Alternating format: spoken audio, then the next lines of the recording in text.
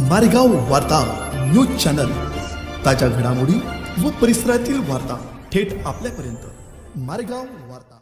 ट्रकची एसटीच्या वाहक प्रशिक्षण वाहनाला धडक, 4 प्रशिक्षणार्थी वाहक जखमी। सोनुर्ली फाट्यासमोरील घटना।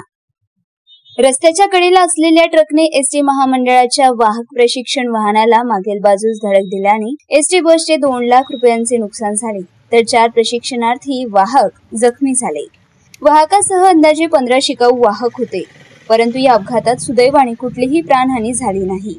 ही घटना मध्यरात्री 12:30च्या दरम्यान नॅशनल हायवे क्रमांक 44 वरील सोनुर्ली फाट्याजवळ घडली।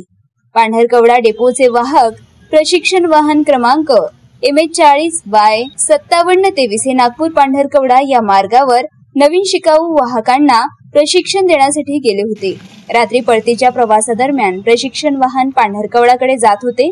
दरम्यान सोनुर्ली फाट्याजवळ TN29 CT 1272 या क्रमांकाच्या ट्रकने प्रशिक्षण वाहनाला मागाहून जोराची धडक दिली। यात प्रशिक्षण वाहनाचा मागील भाग क्षतिग्रस्त होऊन सुमारे 2 लाख रुपयांचे नुकसान झाले, तर 4 प्रशिक्षणार्थी वाहक जखमी झाले। याची तक्रार प्रशिक्षण वाहनाचे चालक दयाराम बापूराव वादराम वय वर्ष 49 राहणार पिपरी रोड पांढरकवडा यांनी वडकी पोलीस स्टेशनला केली। तक्रारीवरून वडकी पोलिसांनी ट्रक चालकाविरुद्ध गुन्हा दाखल केला असून या घटनेचा अधिक तपास वडकी पोलीस स्टेशनचे ठाणेदार सुखदेव भोरकडे यांच्या मार्गदर्शनात बीट जमादार रमेश आत्राम, आकाश कुदुशे करीत आहेत।